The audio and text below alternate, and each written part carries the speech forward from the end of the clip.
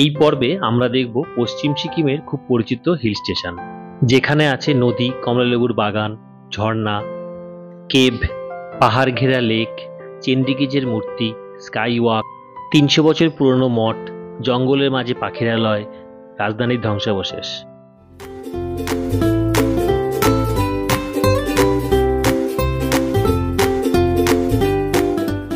ছোট্ট পাহাড়ি গ্রাম দরাপে রাত্রি কাটিয়ে সকাল সকাল বেরিয়ে পড়লাম পেলিং এর উদ্দেশ্যে।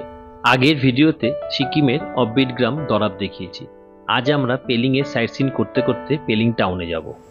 এনজেপি অথবা শিলিগুড়ি থেকে রিজার্ভ গাড়ি করে অথবা শেয়ার গাড়ি করে তিস্তা বাজার, মেলি, চোরথাং, গেজিং পার হয়ে ৫ থেকে ৬ ঘন্টায় পৌঁছে যেতে পারবেন পেলিং এ। আগের পর্বে এই নিয়ে বিস্তারিত বলেছি। আজ আমাদের প্রথম গন্তব্য রিম্বি অরেঞ্জ গার্ডেন, যেটি দরাপ থেকে ৬ কিলোমিটার। আমরা পৌঁছে গেলাম রিম্বি অরেঞ্জ গার্ডেনে।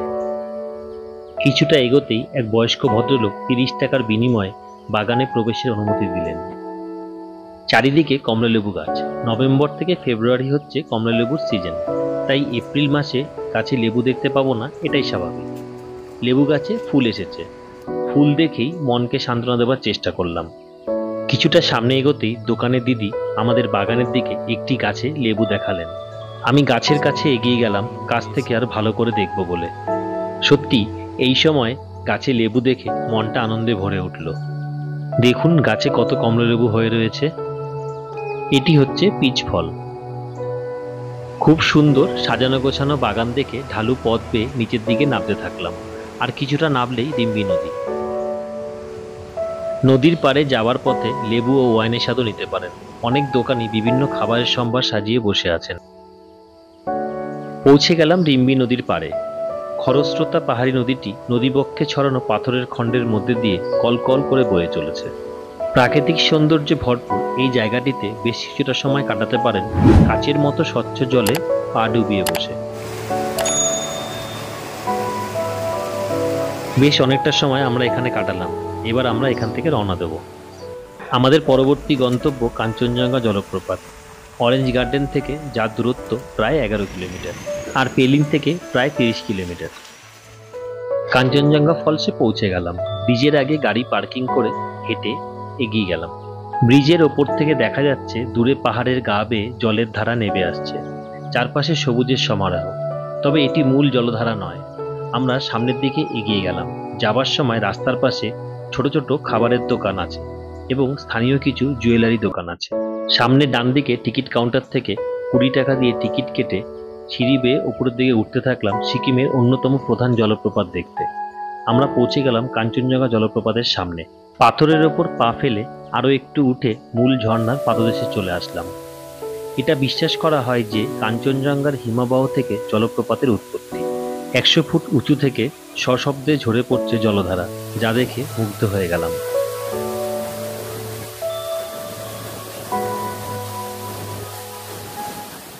জলপ্রপাতে বেশ কিছুটা সময় কাটিয়ে আমরা রওনা দিলাম পরবর্তী গন্তব্য খেচুপেরি লেক। এখান থেকে খেচুপেরি লেক প্রায় ১২ কিলোমিটার ও পেলিং থেকে ৩২ কিলোমিটার। আমরা পৌঁছে গেলাম খেচুপেরি লেকে। মূল গেট থেকে অনেকটা আগেই গাড়ি পার্ক করে হেঁটে আসতে হবে মেন গেটের কাছে। মেন গেটের বাঁদিকে টিকিট কাউন্টার থেকে ৩০ টাকা দিয়ে টিকিট কেটে ভেতরে প্রবেশ করলাম। সামনের এই ঘরটিতে একটি বড় প্রে হুইল রয়েছে। এটা বিশ্বাস করা হয় যে হুইল ঘোরালে মেধা সঞ্চয় হয় এবং কর্মশুদ্ধ হয়। এই রাস্তা ধরে আমরা এগিয়ে চলেছি লেকের দিকে। লেকে যাওয়ার পথটি বড় বড় গাছ দিয়ে আচ্ছাদিত এবং নানা রঙের প্রার্থনা পতাকা দিয়ে সাজানো। রাস্তার পাশে রডোডেনড্রন সহ আরও নাম না জানা নানা রঙের ফুলের গাছ আছে। কান পাতলেই বিভিন্ন পাখির গুঞ্জন এবং ঝিঝি পোকার ডাক শোনা যাচ্ছে। সবকিছু মিলে আপনি নিজেকে প্রকৃতির কাছাকাছি অনুভব করবেন। আমরা পৌঁছে গেলাম পবিত্র খেচুপেরি লেকের কাছে। এই লেকটি বৌদ্ধ এবং হিন্দু উভয়ের জন্য পবিত্র। কথিত আছে ইচ্ছে পূরণকারী এই লেকটি সবুজে ঘেরাটোপে থাকলেও একটি পাতাও নাকি লেকের জলে দেখা যায় না। একটি পাতাও জলে পড়লে পাখির দল তা ঠোঁটে করে তুলে নিয়ে যায়। লেকের পাশে বৌদ্ধ মন্দির এবং মূর্তিগুলো এই স্থানটিকে আরো সুন্দর করে তুলেছে। এই রাস্তা ধরে কিছুটা উপরে উঠলেই ভিউ পয়েন্ট এবং কেভ আছে। আমরা এই পাথরের সিঁড়ি ধরে নানা রঙের পতাকা দিয়ে সাজানো রাস্তা ধরে এগোতে থাকলাম ভিউ পয়েন্টের দিকে। ওই ওপরে গুরু রিংপোচে কেভ দেখা যাচ্ছে। এই সিঁড়ি দিয়ে উঠতে হবে,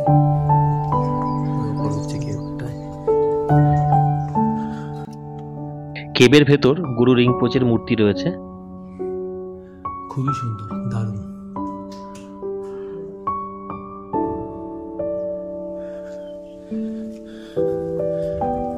অবশেষে ভিউ পয়েন্টে পৌঁছে গেলাম।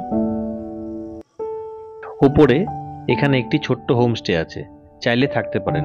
এখানে হোমস্টের কন্ট্যাক্ট নাম্বার দেওয়া আছে। হোমস্টের পাশেই ছোট্ট একটি শপ আছে, এখানে জল, বিস্কুট, ম্যাগি সবই পাওয়া যায়। টাওয়ারের উপরে উঠে আসলাম। গুরু পদ্মসম্ভবের আশীর্বাদ পুষ্ট পবিত্র লেকটি এখান থেকে অসাধারণ লাগছে। লেকটি এখান থেকে একটি পদ্মচিহ্নের মতো দেখতে লাগছে। বিভিন্ন মত অনুসারে এটি ভগবান শিবের অথবা ভগবান বুদ্ধের পদচিহ্ন। কিছুটা সময় ওপরে কাটিয়ে এবার নিচে নেমে আসছি। বেরোনোর সময় গেটের পাশে দোকানগুলো ঘুরতে ঘুরতে গাড়ির দিকে এগোলাম। এটাই আমাদের গাড়ি। এই গাড়ি করে আমরা আজ ঘুরেছি এক দুদিন ধরে, আগামী দিন ঘুরবো। এই হচ্ছে আমাদের দাদা, ঠিক আছে? হ্যাঁ, এবার দাদা। এরপর আমরা রিম্বি ওয়াটারফলসের উদ্দেশ্যে রওনা হলাম।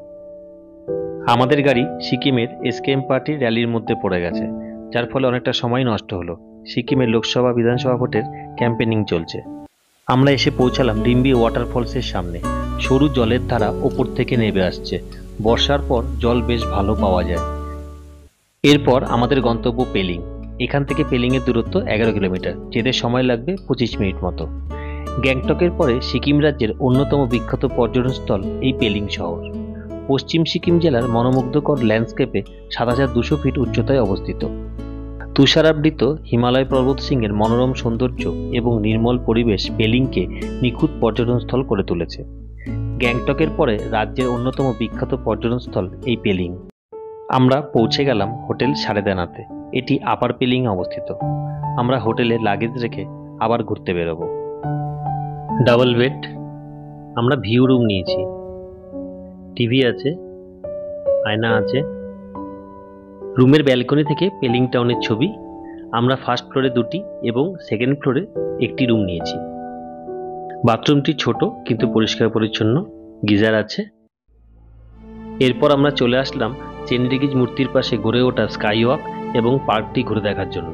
100 টাকা দিয়ে টিকিট কেটে ভেতরে প্রবেশ করলাম। এখানে জুতো খুলে ভেতরে যেতে হবে।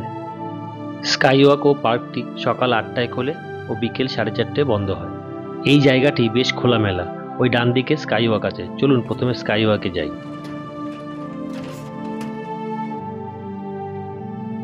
চলে আসলাম ভারতের প্রথম স্কাই ওয়াকে। স্কাই ওয়াকের মেঝেটি স্বচ্ছ কাচের তৈরি। এটি শক্তিশালী ইস্পাতের কাঠামোর উপর দাঁড়িয়ে আছে। এর উপর দিয়ে হাঁটা এক অন্যরকম রোমাঞ্চকর অভিজ্ঞতা। কাচের মধ্যে দিয়ে অনেক নিচের গিরিখাত ও সবুজে ঘেরা পাহাড় দেখা যাচ্ছে। 2018 সালে জনসাধারণের জন্য এই স্কাই ওয়াকটি খুলে দেওয়া হয়েছিল। ভাগ্য ভালো থাকলে আপনারা এখান থেকে কাঞ্চনজঙ্ঘার মনোরম দৃশ্য দেখতে পাবেন। এখান থেকে চেনরিগিজ মূর্তিটি দুর্দান্ত লাগছে। প্রায় 100টির ওপর সিঁড়ি বেয়ে চেনরিগিজ মূর্তির কাছে পৌঁছাতে হবে। এই মূর্তিটি 137 ফুট লম্বা, উত্তর পূর্ব রাজ্যের চতুর্থ উচ্চতম মূর্তি। মূর্তির ডান দিকে ও বাম দিকে বড় প্রেয়ার হুইল আছে। চেনরিগিজ মূর্তির 4টি বাহু, 4টি গুণের প্রতীক: প্রেম, সমবেদনা, আনন্দ ও আত্মনিয়ন্ত্রণ। মূর্তির ভেতরের দেওয়ালে চেনরিগিজের জীবনী চিত্রিত করা রয়েছে। আমরা এখন ভেতরে ঢুকবো, কিন্তু ভেতরের ছবি তোলা বারণ, তাই আপনাদের ভেতরের ছবি দেখাতে পারলাম না। মূর্তির ওপর থেকে সামনে স্কাই ওয়াক ও পার্কটি কি অসাধারণ লাগছে। এখানে 2-3 ঘন্টার সময় কিভাবে কেটে গেল বুঝতেই পারলাম না, তাই আপনারা যখন এখানে আসবেন হাতে বেশ কিছুটা সময় নিয়ে আসবেন। স্কাই ওয়াক থেকে বেরিয়ে এখন আমরা হোটেলে ফিরছি।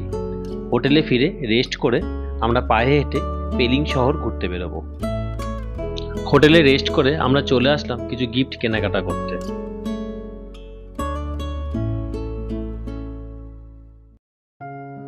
সবাই কিছু না কিছু কিনলো। তারপর আমরা ঘুরে বেড়ালাম রাতের পেলিং। তারপর সিকিমে চা পাতার খোঁজে হাঁটতে হাঁটতে পৌঁছে গেলাম টেমি টি শপে। এখান থেকে আমরা চা পাতা আর নুডলস কিনলাম। রাত 9:30টায় হোটেলে ফিরে ডিনার সেরে নিলাম। এখন রাত 10টা বাজে। রাতের পেলিং ঘুমে আচ্ছন্ন। দূরের পাহাড়ি গ্রামের আলোগুলো টিম টিম করে জ্বলছে। রাতের পাহাড়কে শুভরাত্রি বলে শুতে চললাম। সুপ্রভাত। এখন সকাল 6টা বাজে। ঘুম থেকে উঠে বিছানায় বসে কাঞ্চনজঙ্ঘা দর্শন পাবো আশা করেছিলাম, কিন্তু সৌভাগ্য হলো না। কাঞ্চনজঙ্ঘা নিজেকে ঘন কুয়াশার মোড়কে ঢেকে রেখেছে। ফ্রেশ হয়ে সকাল 8টায় লুচি তরকারি দিয়ে ব্রেকফাস্ট সেরে নিলাম। সকাল এখন 9:30 বাজে। আমরা পেলিং হোটেলে চেক আউট করে সাইট সিন করতে করতে বরং যাব। যাবার পথে প্রথমে আমরা যাব পেমাংসা মনেস্ট্রি, বার্ড পার্ক, রাবডেন্সা রুইন্সে। পৌঁছে গেলাম পেমাংসা মনেস্ট্রিতে।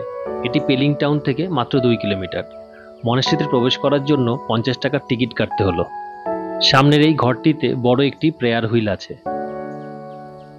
পেমাংসা মনেস্ট্রি সিকিমের দ্বিতীয় প্রাচীনতম বৌদ্ধ গুম্পা। প্রায় 300 বছর পুরনো এই মঠটি 1705 সালে নির্মাণ করা হয়। মঠের ভেতর রয়েছে গুরু পদ্মসম্ভবের মূর্তি। ভেতরে ছবি তোলা বারণ, তাই আপনাদের ভেতরের ছবি দেখাতে পারলাম না। পেমাংসা শব্দের অর্থ পারফেক্ট সাবলাইন লোটাস। এখানে অনেক প্রাচীন মূর্তি, চিত্র, বৌদ্ধ ধর্মের নানান গ্রন্থ, নথি ও নানান রকম তিব্বতী ভাস্কর্য দেখা যায়। মঠে অনেকটা সময় কাটিয়ে আমরা রওনা দিলাম পরবর্তী গন্তব্য বার্ড পার্ক ও রাবডেন্সা ধ্বংসাবশেষ দেখতে।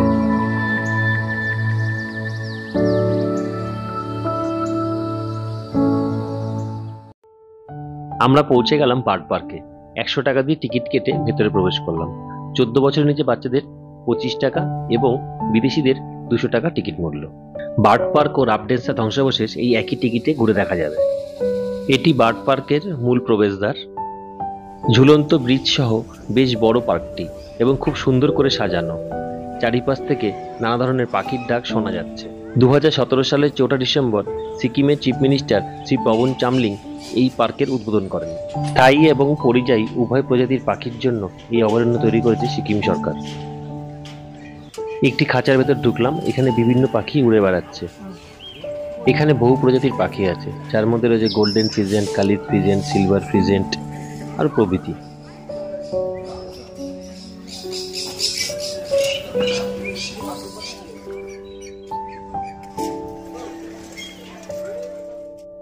পার্কটি বেশ বড়। এটি ভালো করে ঘুরে দেখার জন্য অনেকটা সময় ব্যয় হবে, তাই যখনই আপনারা এখানে আসবেন হাতে বেশ কিছুটা সময় নিয়ে আসবেন। এরপর আমরা বার্ড পার্কের মূল প্রবেশ পথে ডান দিকে রাস্তা ধরে এগিয়ে গেলাম আমাদের পরবর্তী গন্তব্য রাবডেন্সা রুইন্স। সবাই মিলে জঙ্গলের মধ্যে দিয়ে চলেছি। অনেকটা চড়াই উতরাই ভালোই আছে। বাঁদিকে বার্ড পার্ক, পিছন দিকটাতে। চারিপাশে জঙ্গলের সৌন্দর্য আমাদের এক মুহূর্তের জন্য সম্পূর্ণ অন্যরকম ভালো লাগায় ভরিয়ে দিল।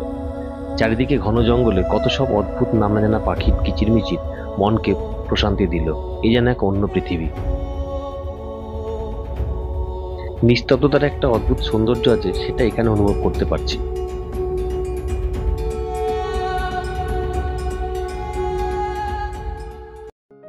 অবশেষে জঙ্গলের মধ্যে দিয়ে 1.2 কিলোমিটার হেঁটে আমরা পৌঁছালাম রাবডেন্সা ধ্বংসাবশেষের প্রবেশদ্বারে। পাথর দিয়ে বাঁধানো রাস্তা ধরে আমরা সামনের দিকে এগিয়ে গেলাম। ইউকসোমের পরে এটি ছিল পূর্ববর্তী সিকিম রাজ্যের দ্বিতীয় রাজধানী এবং 1814 খ্রিস্টাব্দ পর্যন্ত সিকিমের রাজা এই স্থান থেকে রাজ্য শাসন করেছিলেন, যা আক্রমণকারী গোর্খা সেনাদের দ্বারা ধ্বংসপ্রাপ্ত হয়। এই ধ্বংসাবশেষগুলি হল সিকিমের রাজাদের একটি গৌরবময় সংস্কৃতির নিদর্শন। এটি একটি অসাধারণ প্রত্নতাত্ত্বিক স্থান। ইতিহাস প্রেমীদের কাছে এই জায়গাটি আদর্শ স্থান। আর্কিওলজিক্যাল সার্ভে অফ ইন্ডিয়া জায়গাটি রক্ষণাবেক্ষণের দায়িত্বে রয়েছে। আশেপাশের পাহাড় ও উপত্যকা এখান থেকে খুব ভালো দেখা যাচ্ছে। এই ধ্বংসাবশেষে এখন কিছু ভাঙা দেওয়াল অবশিষ্ট আছে, যা আমাদের সকলের কাছে প্রাচীন রাজ্যটি কেমন ছিল তার একটি ধারণা তুলে ধরেছে। এই সেই জায়গা যেখানে সিকিমের রাজপরিবার তাদের দেবতাদের পুজো করত। প্রাসাদের ধ্বংসাবশেষ উত্তর ও দক্ষিণ দুটি শাখা নিয়ে গঠিত। উত্তর শাখা ছিল রাজপরিবারের বাসস্থান। এখান থেকে পেমাংসা মনেস্ট্রি দেখা যায়। কাঞ্চনজঙ্ঘা চূড়াগুলো খুব ভালো দেখা যায়, যদি না কুয়াশা ঘিরে রাখে, যেমন এখন ঘিরে রয়েছে। এখানে ঘন্টা দুয়েক সময় কাটিয়ে এবার আমরা রওনা দিলাম। এবার আমরা চললাম বরংয়ের উদ্দেশ্যে, যেটি রাবাংলা থেকে 17 কিলোমিটার দূরের একটি ছোট্ট অফবিট গ্রাম। বরং গিয়ে আমরা কোথায় থাকলাম, কি কি দেখলাম, এইসব জানতে আমাদের পরবর্তী ভিডিওটি অবশ্যই দেখবেন।